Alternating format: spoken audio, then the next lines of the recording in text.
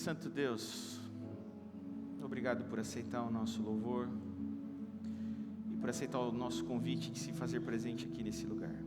Que nesse momento a nossa reverência, a nossa atenção, o nosso interesse na Tua Palavra revele se cremos mesmo que o Senhor está aqui ou não. É o que eu te peço por Jesus, amém.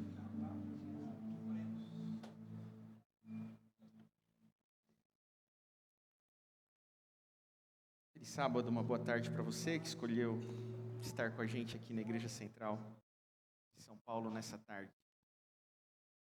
Quero convidar você a abrir sua Bíblia no livro de Atos, capítulo 14. Nós estamos em continuidade da série Uma Igreja Possível, essa terceira temporada, em que estudaremos até o capítulo 15 de Atos. Começamos no 12, passamos pelo 13, chegamos agora no Atos capítulo 14. Nós chegamos numa porção importante, como todas elas. Minha predileção por sermões expositivos tem uma razão. Porque em sermões expositivos a gente não pode se furtar a nenhuma temática que a Bíblia apresente. Se nos propomos a estudar a Bíblia verso a verso, e a minha única função aqui é expor o texto, não há como escolher os temas que prefiro para tratar. Tenho que ser fiel àquilo que a Bíblia agendou no cronograma do Espírito, ao inspirar Lucas a escrever o livro de Atos. De maneira que esse capítulo 14 é um capítulo bastante importante, o qual tantas vezes, talvez a gente se furte a tratar. Em sermões temáticos, a gente escolhe o tema, não é? Tem um elemento humano decisor. A gente quer falar sobre aquilo, então a gente às vezes escolhe falar do que prefere e evita o que não gostamos. Por isso minha predileção por séries de sermões expositivos, a gente tem tentado fazer aqui, eu e o pastor Renan, algumas séries assim. Na realidade a gente pretende que a maioria delas seja assim.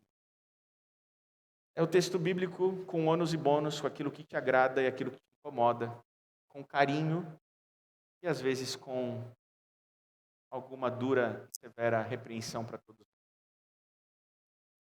Eu leio o capítulo 14, mas antes de ler os 3 primeiros versos com você, eu espero que você já tenha aberto sua Bíblia e se conectado nela. E uma vez escolhido se conectar nela, você renunciou a se conectar em toda e qualquer outra coisa? Porque cada escolha é uma renúncia, isso é a vida, dizia o Chorão. Então, se você escolheu se conectar na Bíblia, espero que você esteja renunciado a todas as outras conexões. Eu preciso dizer que o capítulo 14 é o final da primeira viagem missionária de Paulo e Barnabé. Nós temos registro de pelo menos 3 viagens missionárias de Paulo e essa é a primeira. E ela se encerra agora. E por essa viagem missionária de Paulo, ele passa por pelo menos 3 importantes cidades, dentre outras que ele passa na volta, cujo nome na ida Lucas não diz que passou, mas na volta Lucas diz que ele passou por lá. Mas 4 delas são muito importantes. Antioquia da Pisídia, note, eles foram enviados por Antioquia da Síria. Mas eles passaram por essas 4 cidades, Antioquia da Pisídia, Icônio, Listra e Derbe. Passaram por outras, mas essas 4 de maneira especial. Essas 4 igrejas ficam localizadas na Galácia do Sul.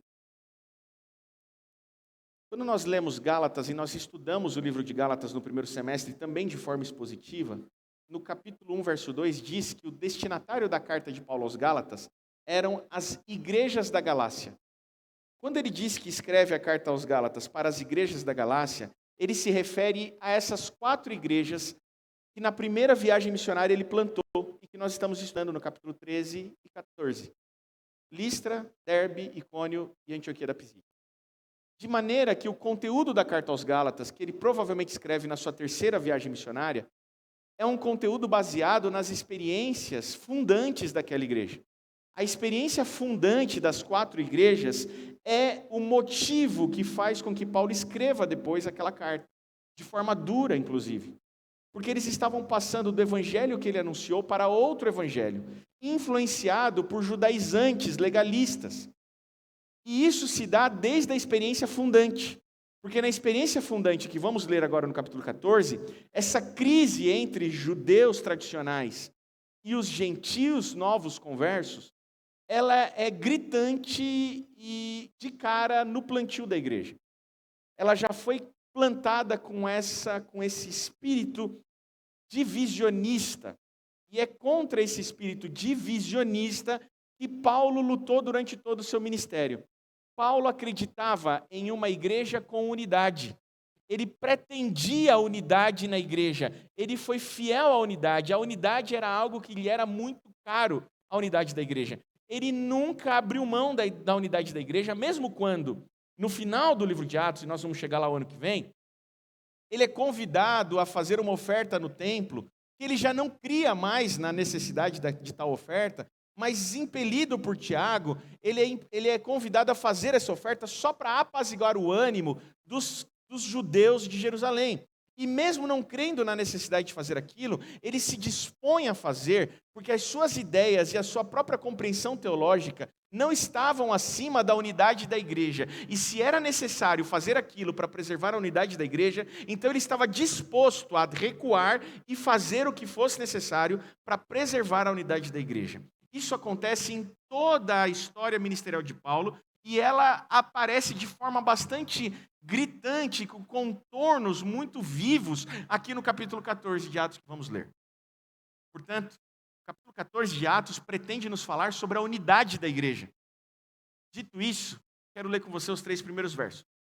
Diz assim, olha: em Icônio, Paulo e Barnabé entraram juntos na sinagoga judaica e falaram de tal modo que veio a crer grande multidão, tanto de judeus como de gregos. Ou seja, Paulo saiu de Antioquia da Pisídia fugido.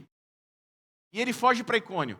E quando ele chega em Icônio, ele adota a mesma estratégia que ele adotou nas outras cidades. Ele vai primeiro pregar na sinagoga. E quando ele prega na sinagoga em Icônio, diz o texto bíblico que uma grande multidão creu no evangelho e na mensagem de Paulo. Parecia que estava dando certo. Verso 2. Mas os judeus incrédulos incitaram e irritaram os ânimos dos gentios contra os irmãos. Mas havia um grupo, esse grupo vai aparecer lá na carta aos Gálatas. É sobre esse cidadão aqui que Paulo está conhecendo agora, que Paulo vai falar lá na sua carta aos Gálatas e chamar de anátema. Que diz que estes estavam pervertendo o verdadeiro evangelho, fazendo com que a igreja e os novos conversos passassem do verdadeiro evangelho para outro evangelho. Depois de incitarem os gentios contra a pregação de Paulo, olha o que o verso 3 nos diz.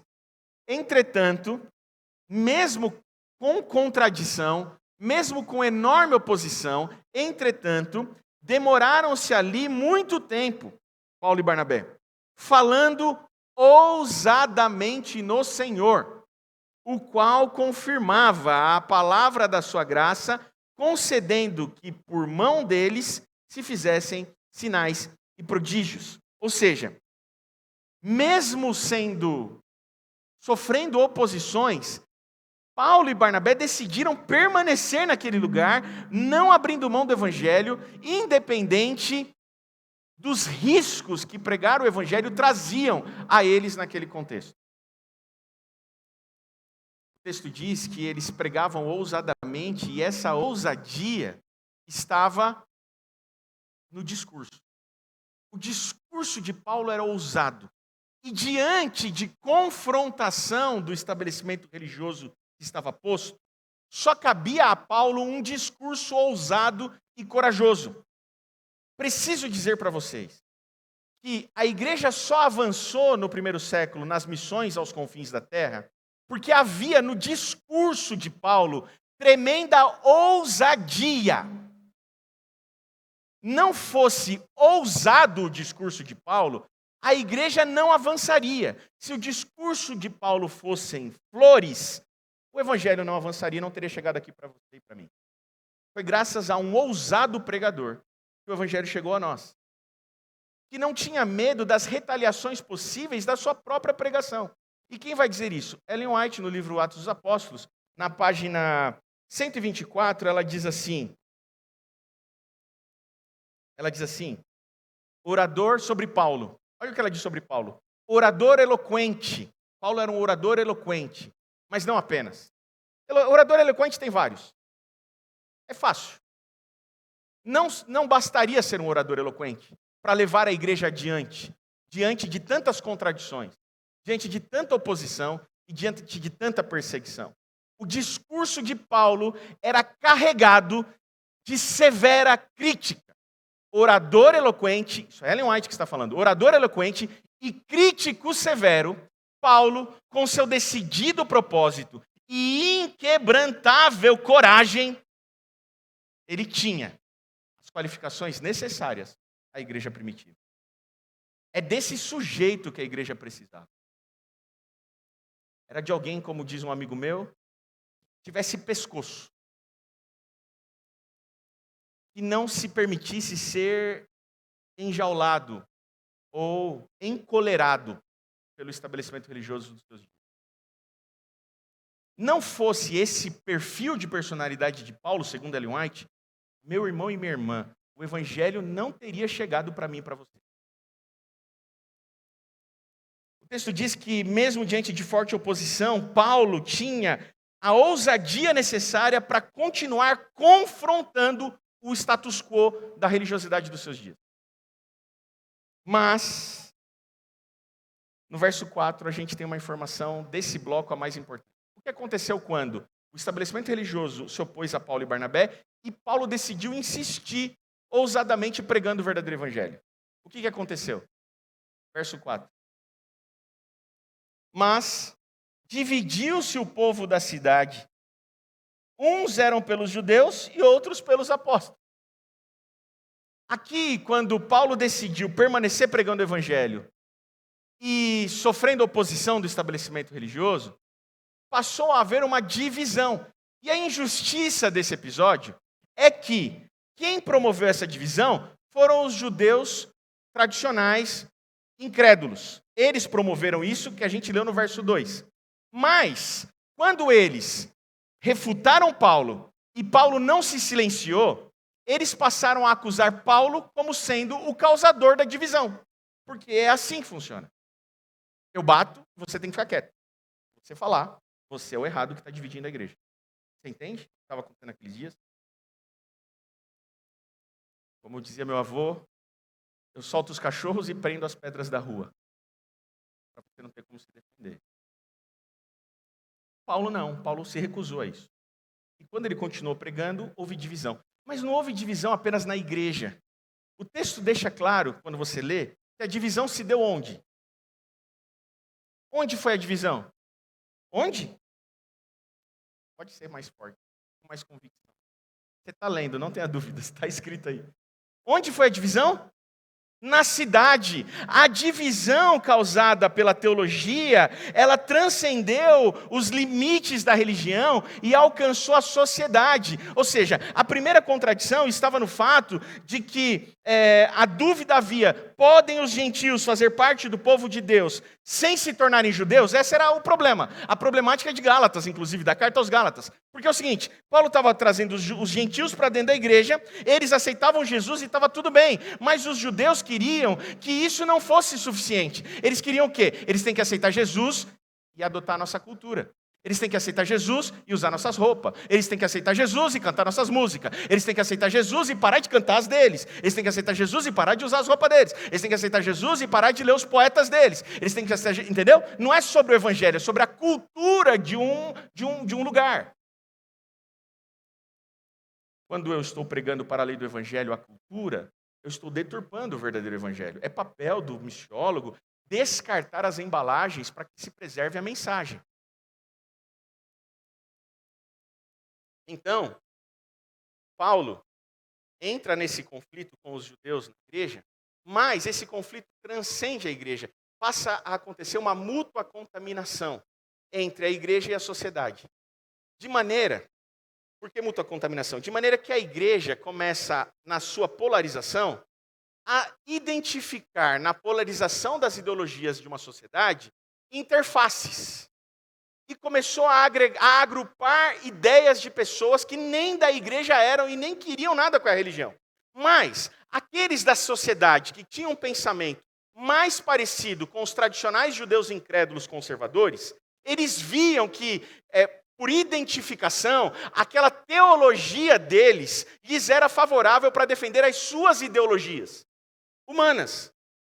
E agora eles falavam assim, olha, eu não sou crente, mas eu concordo com os judeus. Enquanto que outros, que tinham uma visão talvez mais aberta, olhavam os apóstolos e se viam identificados as suas ideologias na teologia dos apóstolos. E estes olhavam e falavam assim, eu sou do time dos apóstolos. Você entendeu o que está acontecendo aqui? É uma instrumentalização da religião para os interesses humanos, seculares, ideias de uma sociedade. É o que acontecia lá naquela época. Por outro lado, os interesses da igreja também começaram a serem contaminados pelos interesses de uma sociedade, de maneira que aqueles que tivessem o pensamento, as ideias de uma sociedade mais parecidas com as ideias da teologia de um lado, de um grupo, eles diziam assim, essa é a ideia boa. Na sociedade é isso que está certo, porque parece com a minha ideia de teologia. Enquanto que do outro lado diziam assim, não, a ideia boa de sociedade é essa aqui, porque ela parece mais com a minha teologia. Nesse episódio, a polarização transcendeu os muros da igreja e contaminou-se mutuamente com as ideias de uma sociedade. Em Icônio, rapidamente, a cidade toda foi envolvida numa batalha ideológica.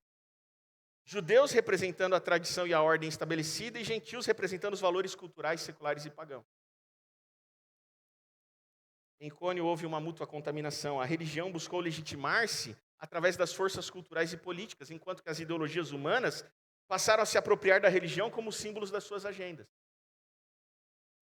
Paulo e Barnabé nos mostram que a única forma de resistir a isso é perseverar na missão, pregando o evangelho. Porque o evangelho não se permite acorrentar-se, ou afiançar-se, ou afiar-se, ou aferrar-se, ou unir-se a qualquer ideia humana. O evangelho, ele não tem compromissos com lados humanos. O evangelho não tem compromissos com agendas humanas. O evangelho não tem compromissos com ideologias humanas. O evangelho é sobre o reino de Deus, não é sobre um lado ou sobre outro lado.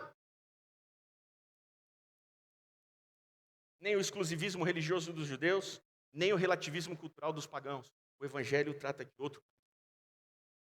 Paulo desenvolveu ao longo da sua experiência missionária algo raríssimo nos nossos dias. Porque foi aqui, precisamente nesse embate que acontece entre judeus e apóstolos, e isso quando você lê o verso 5, você vai ver que transcendeu tanto os limites da religião, que quem teve que colocar ordem nessa bagunça foram as autoridades públicas. Se você ler o verso 5, você vai ver, vamos ler junto aqui o verso 5, olha.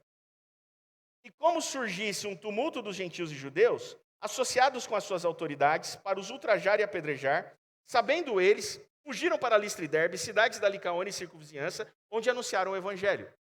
Ou seja, Paulo e Barnabé só pararam de pregar quando a crise transcendeu os espaços da religião e se foi necessário usar autoridades públicas para conter o motim, porque já não era mais uma crise de uma igreja, era a crise de uma sociedade. Paulo, nesse episódio, começa a perceber que se ele quisesse avançar e salvar todo mundo, que era o que ele pretendia, ele tinha que desenvolver algumas estratégias. Eu não tenho dúvida que nessa primeira viagem missionária, Paulo também foi sendo forjado um missiólogo e um missionário. Foi na experiência da sua primeira viagem que ele foi sendo formado um melhor missionário. De maneira que lá adiante ele vai escrever em 1 Coríntios 9, de 20 a 23, não precisa ir lá, vai aparecer na tela para você, 1 Coríntios 9, de 20 a 23, é com base nessa ideia de polarização entre gentios e judeus, que Paulo vai dizer assim, quer saber? Olha o que eu aprendi, deixa eu contar para vocês o que eu aprendi, como na minha experiência missionária. Olha só, procedi para com os judeus como judeu, a fim de ganhar os judeus. Procedi com os judeus como judeu, a fim de ganhar os judeus. Para os que vivem sob o regime da lei, como se eu mesmo assim vivesse, para ganhar os que vivem debaixo da lei, embora não esteja eu debaixo da lei. Já aos gentios, aos sem lei, eu agi como se eu mesmo o fosse. Não estando sem lei para com Deus, mas debaixo da lei de Cristo, para ganhar os que vivem fora do regime da lei.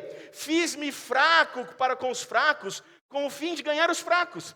Fiz-me tudo para com todos, com o fim de, por todos os modos, salvar alguns.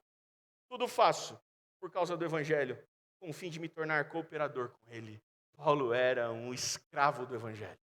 Eu não estou dizendo aqui um escravo no sentido de oprimido pelo Evangelho, mas ele era um refém do Evangelho. E por ser um refém do Evangelho, ele não abria mão de contextualizar o Evangelho a todo. Aqui é os crentes do terno e gravata? É terno e gravata que eu uso aqui, porque eu vou agradar esses aqui, vai que eu converto uns. Esses aqui é os da bermuda e aqui é assim, é assim. Aqui eu tenho que comer isso aqui para agradar isso aqui. Entende o que Paulo está fazendo? Paulo está fazendo, vocês não estão entendendo. Eu estou descartando os jeitos, as embalagens, os rótulos, para preservar a mensagem, para de alguma maneira ganhar alguns. Não é tão difícil entender isso, não precisa ter muito neurônio.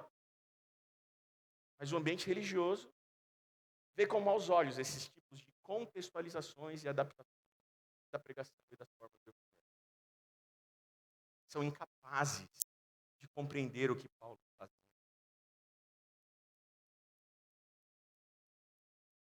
Paulo era um inveterado escravo do Evangelho, toda a sua forma de agir tinha intencionalidade e contextualização. Tudo por causa do Evangelho. Tudo por causa do Evangelho. Antes de escrever sobre se tornar judeu com os judeus, gentil com os gentios, Paulo viveu isso em Atos 14. Foi no choque entre Icônio e Listra que ele aprendeu que o Evangelho é um só, mas a forma de anunciá-lo precisa ser contextualizada. Aí então a perseguição começa e Paulo foge. O texto diz que Paulo foge. O verso 6 diz assim: sabendo eles que estavam sendo perseguidos para a morte, fugiram. Sabe por que Paulo, Barnabé e fugiram? Porque o martírio é sempre evitável. O martírio deve ser sempre evitável. O martírio não é recomendado. Todas as vezes que você puder evitar o martírio, evite o martírio. Todas as vezes que você puder evitar que te matem, evite que te matem, nem que isso signifique abandonar o barco e fugir. Porque você precisa ser mais útil na missão adiante. Então não morra. A não ser que seja inevitável. Quando for inevitável, seja como Estevão. Mas enquanto é possível fugir, fuja. Aí então eles fogem para Listra. Verso 8. Do 8 ao 10. Em Listra costumava assentar-se. Estar assentado certo homem aleijado paralítico desde o seu nascimento, o qual jamais pudera andar. Esse homem ouviu falar Paulo. E fixando nele os olhos, e vendo que possuía fé para ser curado, disse-lhe em alta voz: apruma-te direito sobre os pés.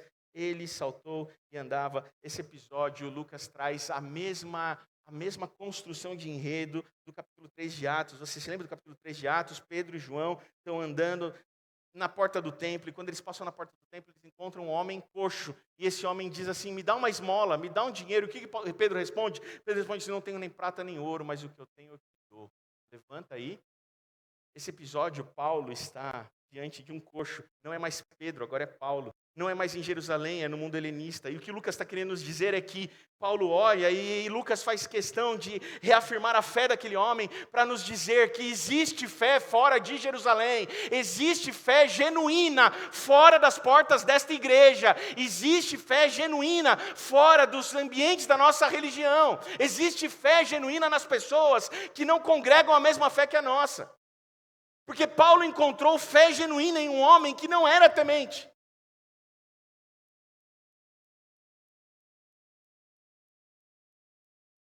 Aí então, quando ele cura a multidão, olha o verso 11. A multidão é sempre um problema, né? Quando as multidões viram o que Paulo fizera, gritaram em língua licaônica, dizendo: os deuses em forma de homens baixaram até nós. A Barnabé chamavam de Júpiter e a Paulo Mercúrio, porque era este o principal portador da palavra. Júpiter e Mercúrio são equivalentes romanos para os deuses gregos Zeus e Hermes. Hermes era o porta-voz, o mensageiro dos Zeus. E Paulo era esse homem, o eloquente, o pregador. Então eles olharam para o Paulo e falaram: esse aí é o Hermes. E o outro é o Zeus. E tinha um templo de Zeus ali próximo. E diz que quando eles olham para Paulo e Barnabé e os chamam de divindade, dizem assim: os deuses desceram até nós. Só que eles falaram na língua deles, de maneira que Paulo e Barnabé não entenderam muito bem. Mas eles estavam sendo chamados de deuses. E não bastassem ter sido chamados de deuses, diz que o sacerdote de Zeus foi, olha só o verso seguinte, olha.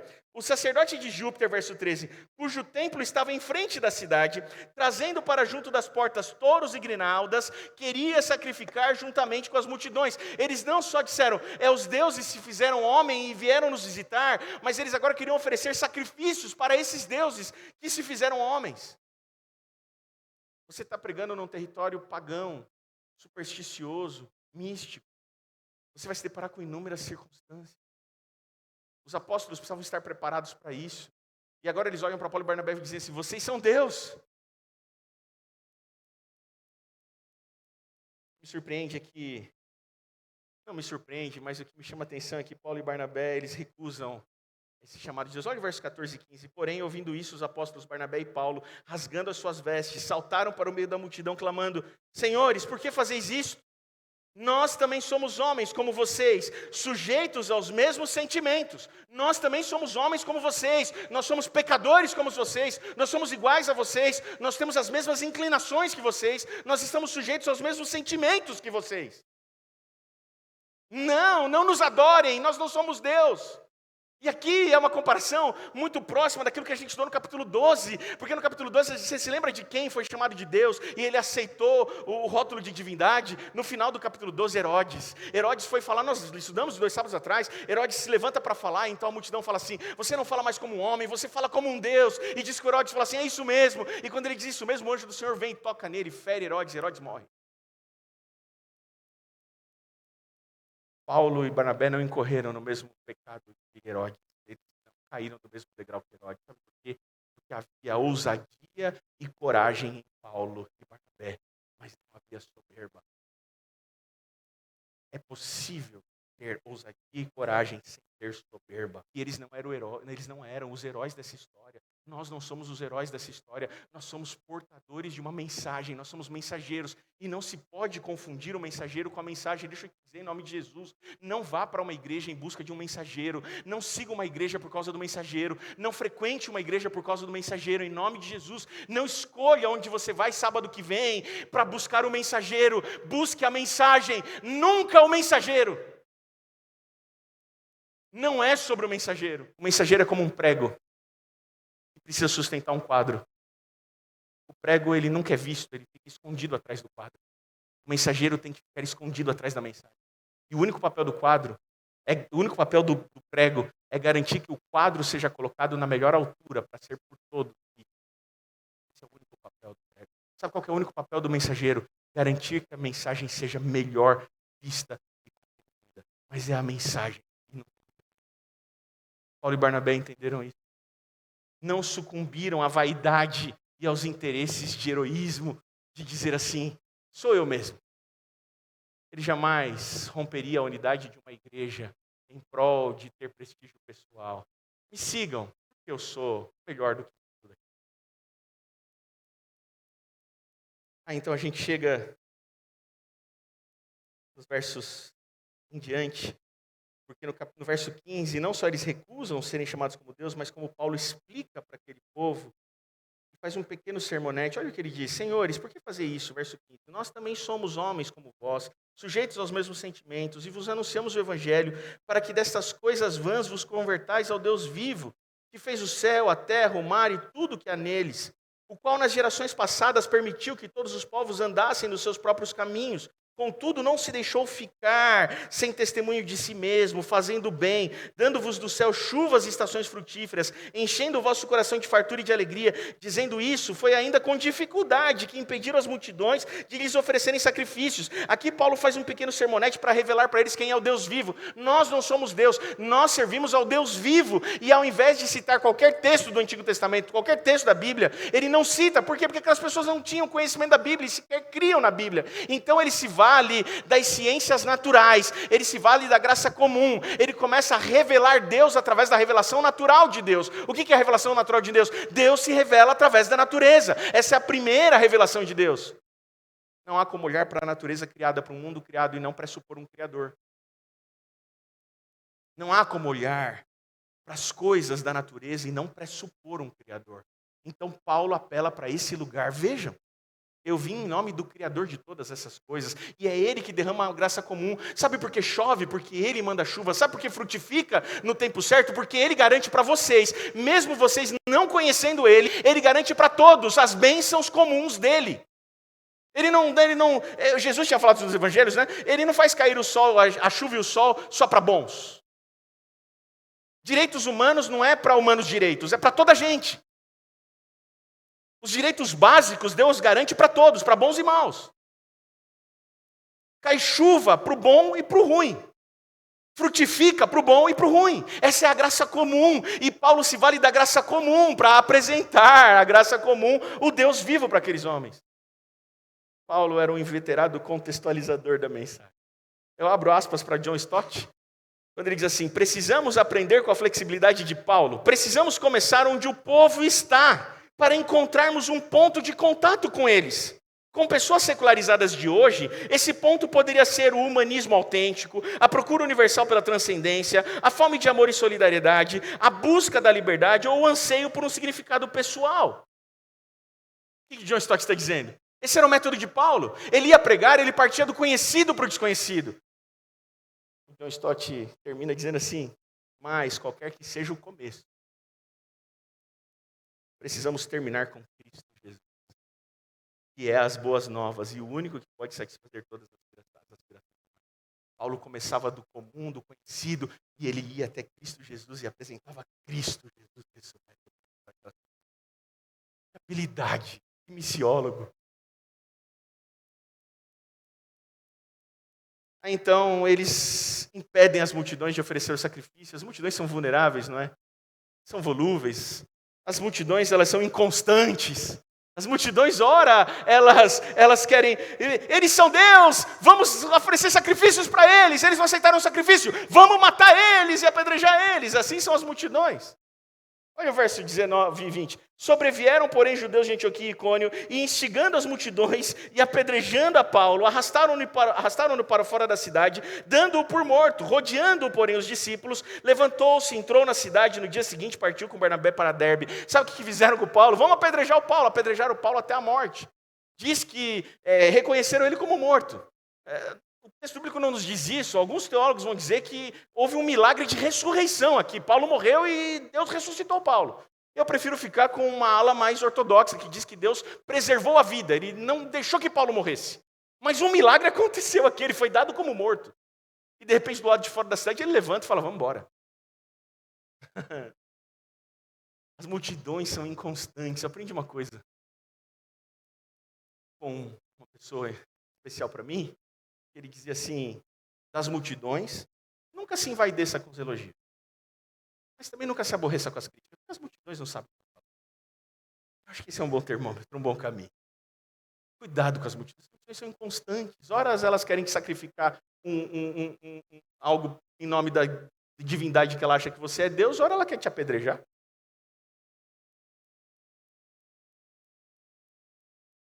Paulo levanta dali.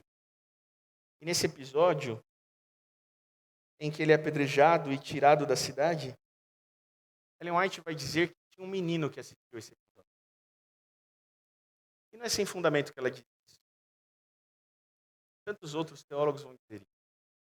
Havia um menino que assistiu o sofrimento de Paulo. Havia um menino naquela cidade que viu Paulo sendo apedrejado e saindo andando. Esse menino se chamava Timóteo. Que era cidadão de Listra. Talvez, para Paulo, a sua passagem por Listra tenha sido um fracasso. Ele esperava ter convertido uma multidão, mas houve inúmera perseguição e ele é apedrejado até quase a morte. Mas não foi um fracasso. Porque foi nessa passagem que um menino conheceu o Evangelho. Um menino chamado. Sabe quem Timóteo se tornaria? Na segunda viagem missionária de Paulo, que a gente vai estudar no capítulo 16, já, Paulo passa de novo em Derbe e Listra e recruta o Timóteo para ser seu discípulo na caminhada. E depois o Timóteo vira pastor da igreja de Éfeso. E depois o Timóteo é o filho na fé de Paulo, um dos figuras mais importantes do cristianismo primitivo. Tudo porque o Paulo passou por aquela cidade, mesmo sob forte oposição, pregou o evangelho ousadamente, foi apedrejado, achou que não tinha dado certo, mas o Timóteo entendeu o negócio. Deixa eu te dizer uma coisa, nunca é sobre quantidade, nunca é sobre números. Uma fala do pastor Filipe Tonassi, quantas laranjas cabem numa semente de laranja? Não é, Marcelo? Foi sempre isso, a nossa visão da coisa. Quantas laranjas cabem numa semente de laranja? Às vezes, a igreja, a comunidade de negócio, está preocupada com quantas laranjas a gente vai colher num ciclo anual. O Espírito Santo está preocupado com a semente da laranja, não com quanta laranja você tem. Porque num ano você pode fazer uma colheita de boas laranjas. Mas a melhor colheita que você pode fazer de boas laranjas não supera a quantidade de laranjas que cabem numa semente de laranja. Não é sobre o número de adesões por cento. Esse não pode ser o paradigma de sucesso de uma igreja. A saúde de uma igreja não pode ser medida pelo número de adesões por cento, em nome de Deus.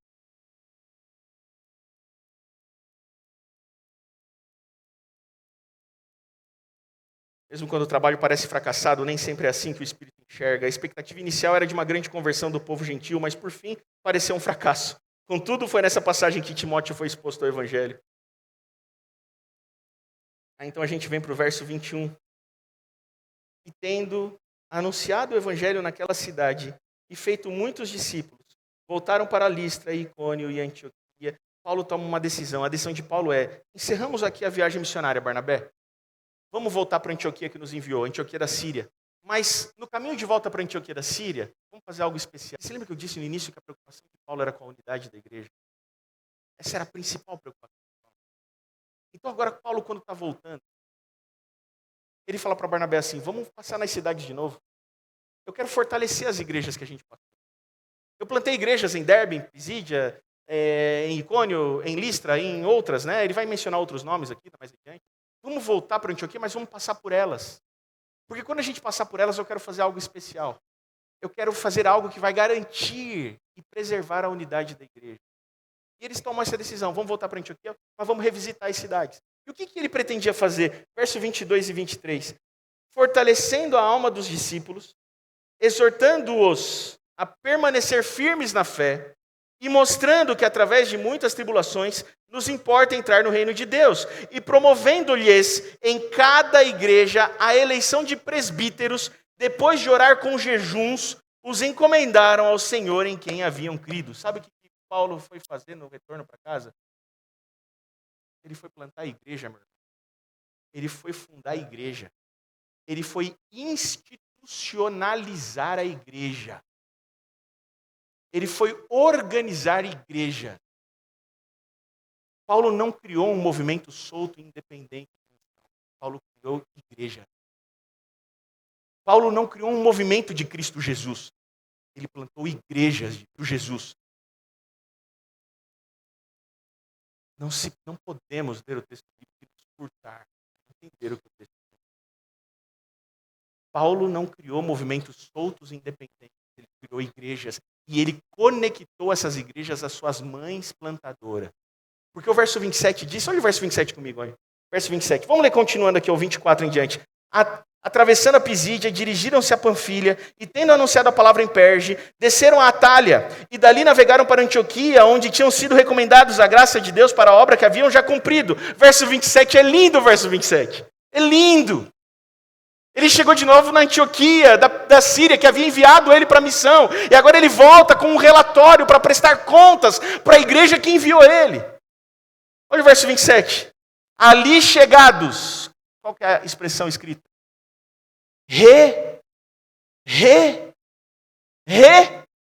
Reunida a igreja. Reunida a igreja. Relataram quantas coisas fizeram a Deus com eles. Como abrir aos gentios a porta da fé. Sabe o que Paulo fez? Ele conectou as igrejas plantadas. Ele plantou a igreja, organizou a igreja, fez eleição de presbítero, estabeleceu institucionalmente a igreja, voltou para a igreja mãe, vinculou elas à igreja mãe, Antioquia. No capítulo 15, que a gente vai estudar sábado que vem, sabe o que ele fez? Ele foi para Jerusalém, a igreja sede, a matriz, a mantenedora. E ele falou assim, olha, está aqui as igrejas que eu plantei e eu quero filiá-las à igreja sede. Porque não é um corpo solto de movimentos independentes, do espírito por aí. Não, tem unidade.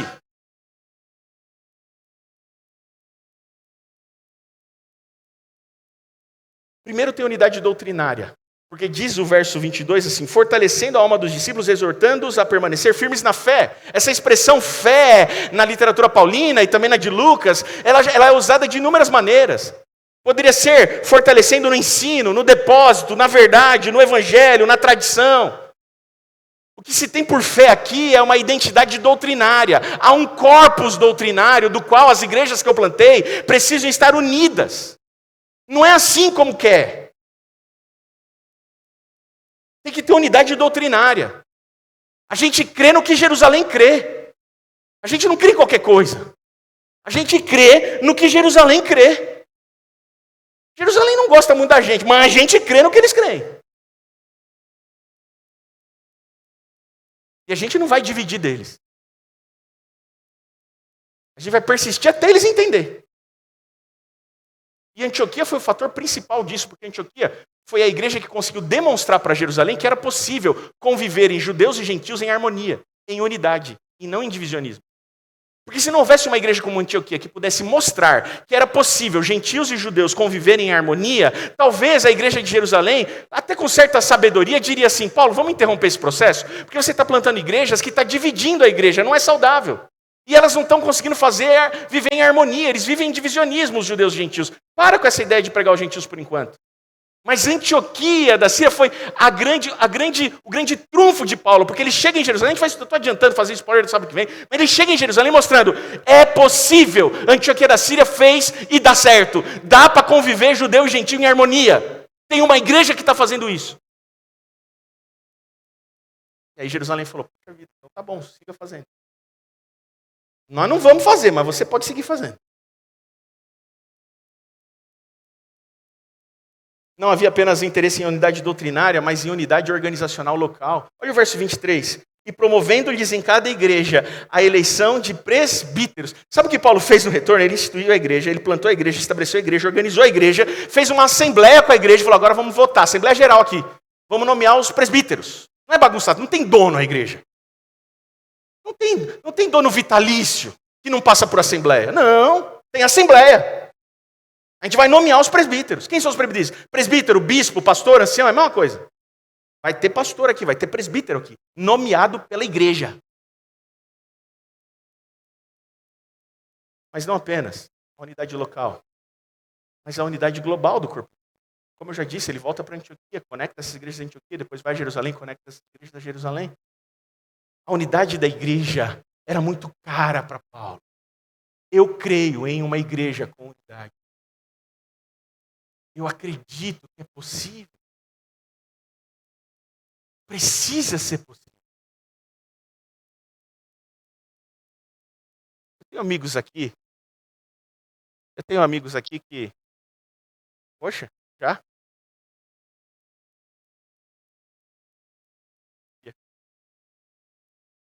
Tudo bem. Eu tenho amigos aqui que eu sei de coração, eu os amo muito, eu sei que estou por eles. Eles acham que é romântico demais da minha parte.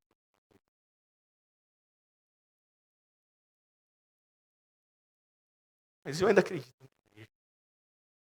Porque ela é o instrumento de Deus. Eu não acredito em um movimento de desigreja. Eu não acredito em movimentos desconectados. Eu não acredito em movimentos pós-denominacionais. Sabe o que é um movimento pós-denominacional? Eu não quero me comprometer com nenhum corpo doutrinário. Eu quero ser livre. Então eu não tenho denominação. Eu sigo Jesus. Eu amo... Estava falando com a Fernanda essa semana na internet. Eu amo o Dan Kimball e o livro dele. Eles gostam da igreja, mas não de Jesus. Me desculpa, não tem como você gostar de Jesus e não da igreja. Porque é a mesma coisa você dizer, eu gosto do noivo, mas não gosto da tua esposa. Gostar de Jesus e não gostar da igreja é um contrassenso. É dizer que gosta de você, mas não gosta do teu corpo.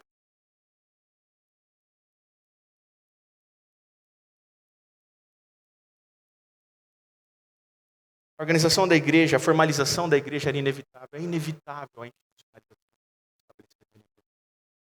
As pessoas abandonam a instituição religiosa e elas começam a se reunir e, de repente, elas marcam horário, do culto e lugar. Meu irmão, se tem CEP e horário para funcionar, já é uma instituição. Só uma instituição menor, mas é uma instituição. sujeita aos mesmos problemas. E pior, às vezes tem dono essa instituição, que não tem nem processo de nomeação.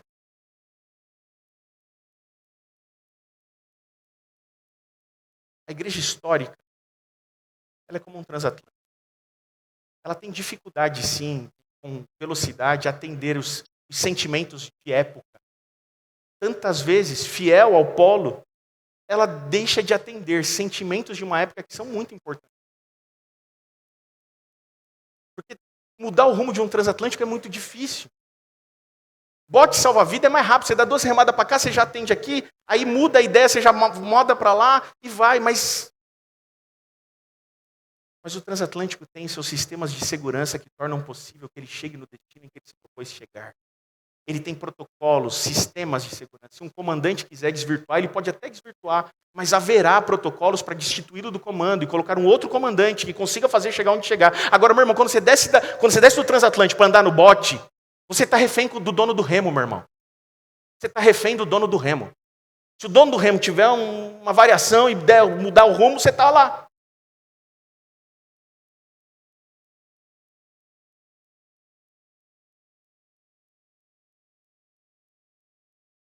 Na página 185, Ellen White vai dizer assim: como importante fator no crescimento espiritual dos novos conversos, os apóstolos tiveram o cuidado de cercá-los com a salvaguarda da ordem evangélica.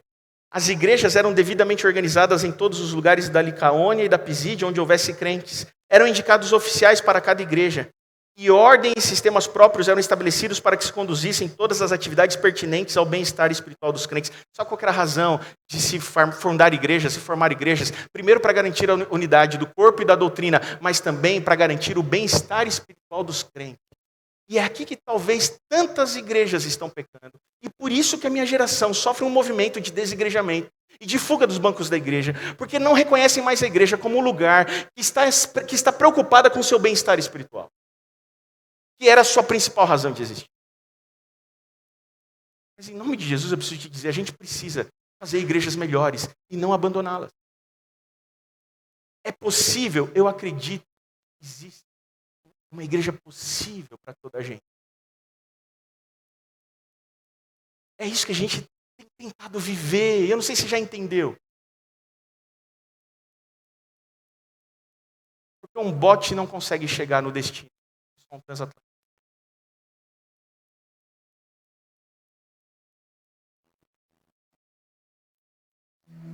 A finalidade da igreja era criar uma comunidade de ajudadores que sustentassem a fé mutuamente. Paulo fundava igrejas e não movimentos missionais. Nada pode alterar ou dissimular o fato de que o apóstolo Paulo deixou igrejas completas atrás de si após a sua primeira viagem missionária. Ninguém pode negar. Lendo Atos 14, ninguém pode negar que Paulo, no fim da sua primeira viagem missionária, deixou igrejas plantadas, não movimentos, igrejas organizadas. Se esse foi o plano de Deus na igreja primitiva, eu continuo acreditando nisso.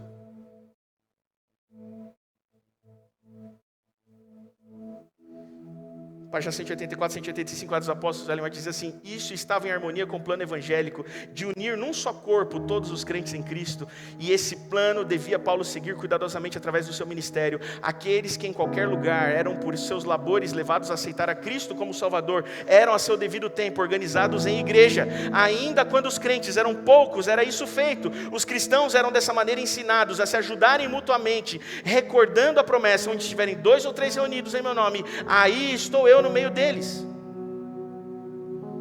Sabe qual que é a importância da formação da igreja?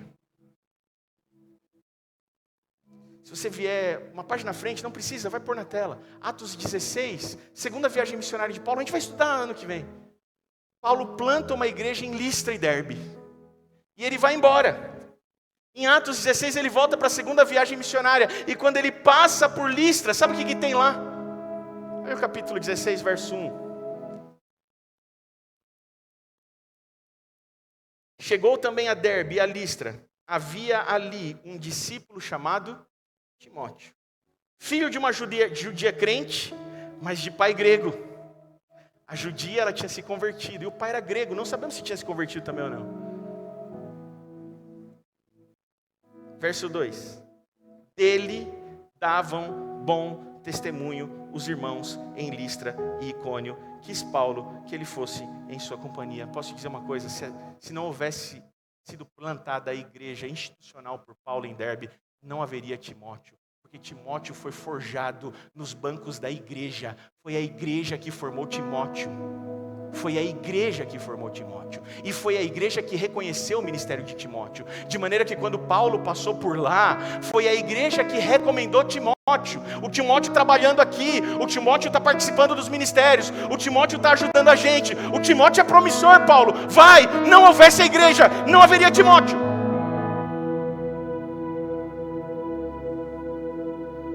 Desculpa te decepcionar com esse discurso. Talvez você não esperava eu falando isso. Alguém tem que continuar acreditando na igreja. Porque foi essa igreja, inclusive, que lhe capacitou pensar em desigrejar-se. Até isso você deve a ela. Foi ela que te ensinou o que é o evangelho, a ponto que você olhou e falou assim, então eu vou seguir outro caminho. Não fosse ela, nem isso você estaria pensando.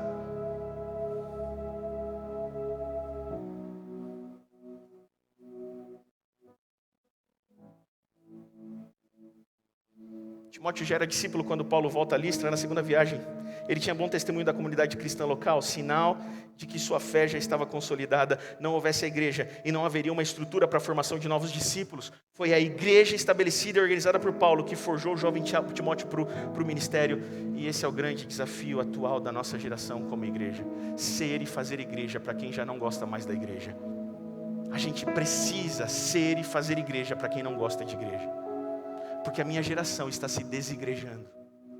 E eu continuo acreditando que é possível um lugar para todos eles na igreja.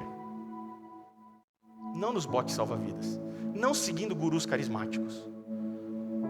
Não ficando reféns do dono do remo. Mas na igreja.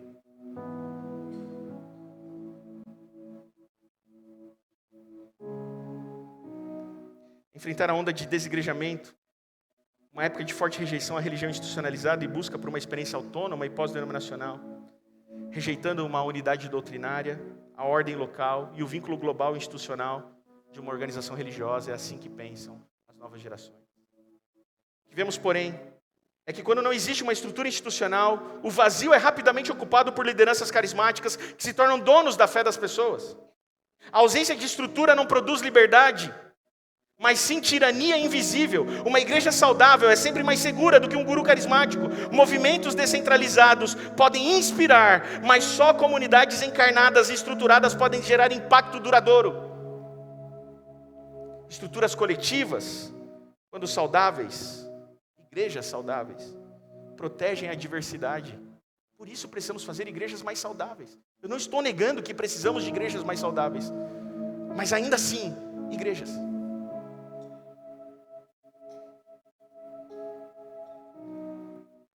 A igreja institucional cria espaços de convivência entre gerações, classes sociais, etnias, visões políticas. Talvez as novas gerações não estão vendo mais isso nas igrejas hoje, mas a gente ainda precisa pensar que é possível uma igreja assim. Eu ainda acredito que é possível uma igreja assim. Movimentos informais podem ser intensos no início, mas não têm capacidade de sustentar a fé através das gerações. Como diria um teólogo da Idade Média, repetido por Joseph Ratzinger várias vezes, uma igreja que casa com uma era fica viúva na próxima. Uma igreja que só está preocupada em atender as demandas de uma época, ela fica viúva na próxima. O que faz a igreja permanecer é que ela não está comprometida com uma época. Ela está comprometida com o evangelho.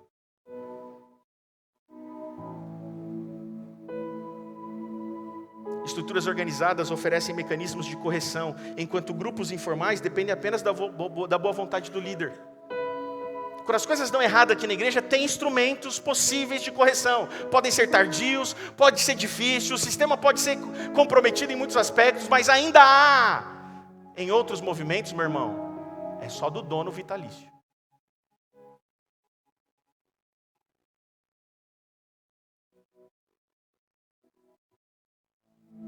Acho que você já entendeu, né? Eu encerro com Atos dos Apóstolos, página 9. A igreja é o instrumento apontado por Deus para a salvação dos homens. Foi organizada para servir, não para crescer, para servir. Sua missão é levar o evangelho ao mundo. Desde o princípio, tem sido o plano de Deus que através de sua igreja seja refletida para o mundo sua plenitude e suficiência. Se tem alguma coisa sobre o que eu posso falar mal, é sobre a igreja. Eu nasci e cresci nesse lugar. Sou neto, filho, irmão e pastor dessa igreja. Mas em nome de Jesus eu preciso te dizer daqui. E desculpa te decepcionar. Eu ainda acredito. Por mais que você ache que eu sou romântico, ingênuo, não é? Eu acredito nisso aqui ainda, meu irmão. E eu acredito que isso aqui pode ser um lugar possível para você também. É que a gente precisa melhorar isso aqui, mas para melhorar isso aqui a gente precisa estar junto aqui. A gente precisa de mais gente que está vendo isso. A gente precisa de mais gente que está vendo onde as coisas estão erradas para corrigir, não para silenciar. A gente não quer silenciar quem está fazendo denúncia.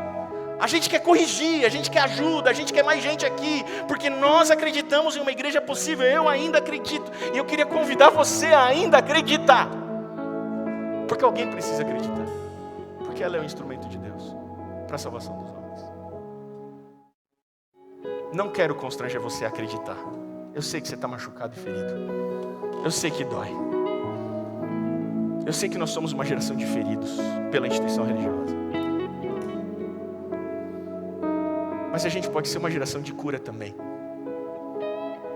Uma geração que repense essa igreja. Para a nossa geração. E para as novas gerações. Eu preciso de uma igreja possível para minha filha. Obrigado porque você está aqui hoje, mesmo não acreditando na igreja. E você sabe de quem eu estou falando, tantos que estão aqui, eu sei. Obrigado porque você está aqui. Eu queria que você voltasse mais vezes. Eu queria que você ajudasse a gente. Já pedi tantas vezes, né? E você não topou.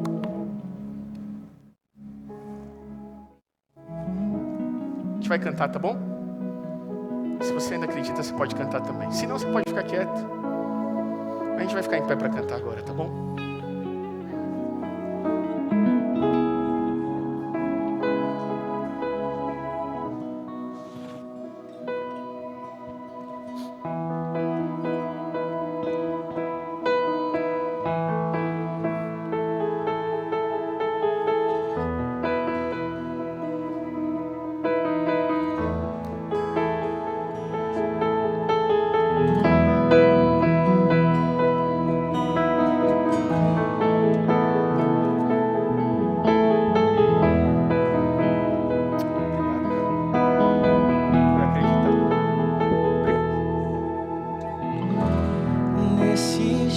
De desespero,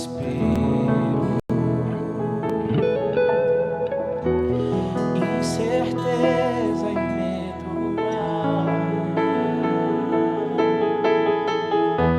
de uma salvação eu creio em ti, creio em ti,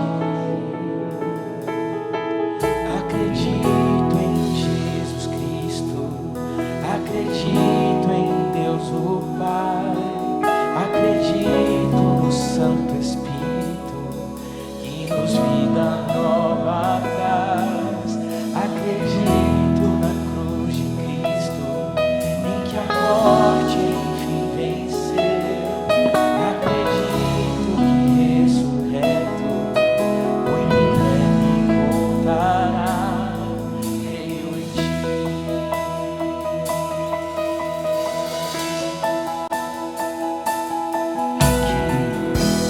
Nossa fé não seja um hino, apenas notas em canto.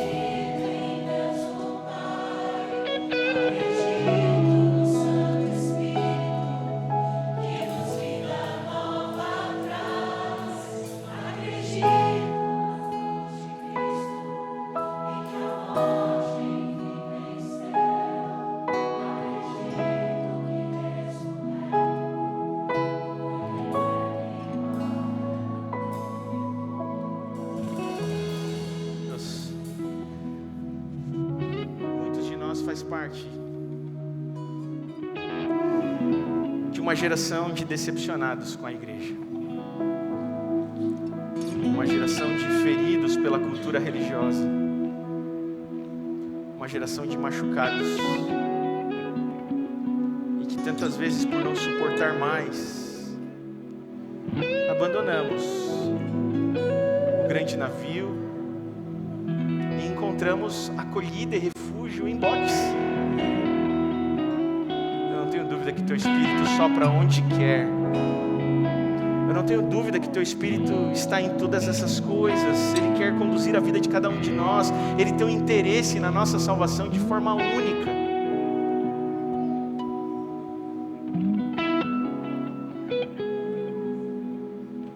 Mas nós, no fundo, ainda acreditamos na igreja. Mesmo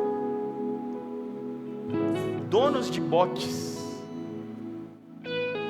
eu sei que ainda acreditam na igreja. Senhor, a gente errou em algum lugar no caminho, sabe? Ajuda-nos a corrigir onde erramos. Ajuda-nos a ser e fazer igrejas saudáveis, possíveis para toda a gente.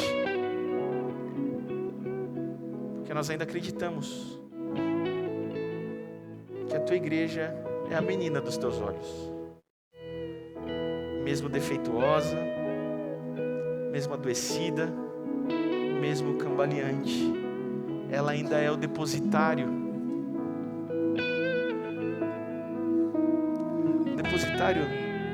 das verdades do Evangelho. Ajuda-nos a não desistirmos. Levante uma geração que repense essa igreja, que transforme ela numa igreja possível, porque nós ainda acreditamos. Pedimos isso em nome de Jesus. Amém.